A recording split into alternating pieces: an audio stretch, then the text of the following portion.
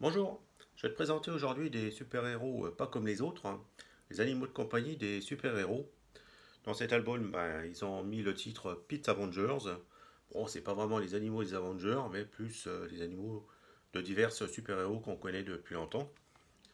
Donc là, tu as Guldor, ou Luke Joe en anglais, qui est le chien de compagnie des Inhumains. On le connaît depuis très longtemps d'ailleurs.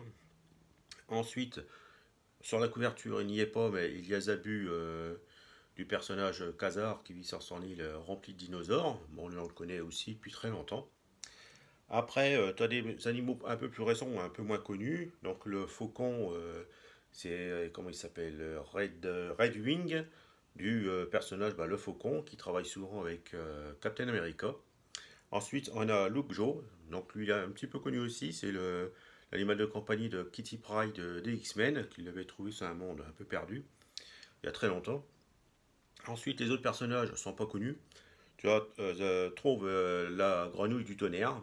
Bon, c'est une grenouille que je trouve assez sympa et qui est un peu comme Thor du tonnerre, mais en plus petit. Ensuite, on a Nils le chat. Et ensuite, tu as, qui n'est pas aussi sur la couverture, Miss Lion, qui est une petite chienne. C'est un petit terrier maltais, je crois bien. Et donc, ils s'aiment pas trop avec le chat, c'est un peu normal. Et ben, ça donne de bonnes petites conversations entre eux dans cet album. Donc franchement, c'est un bon album de chez Hachette.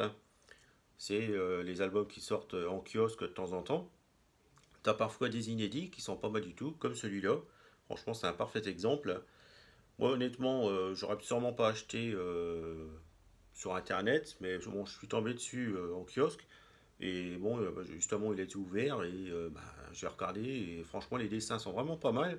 Du coup, je l'ai pris et franchement, je ne regrette pas. C'est vraiment pas mal du tout. Il y a des aventures assez délirantes et les dessins sont très jolis, hein. Franchement, quand on regarde, c'est de jolis dessins. Il n'y a pas à hésiter, franchement. C'est un bon scénario avec de très bons dessins. Donc, honnêtement, je te le conseille franchement.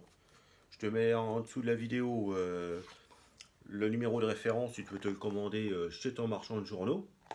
Tarde pas trop parce que ça commence à être un petit peu ancien quand même.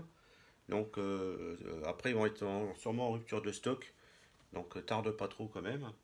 Ensuite, vu que j'avais vraiment bien aimé, j'ai cherché un petit peu sur internet et j'ai vu que il y avait une petite suite en anglais. Bon, il faut bien sûr lire l'anglais.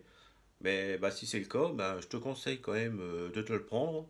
Bon, il n'y en a plus beaucoup à ce que j'ai vu, mais tu peux en trouver quand même d'occasion sur les sites en anglais américains. Il est pas mal du tout aussi. Et au niveau dessin, ça correspond bien à...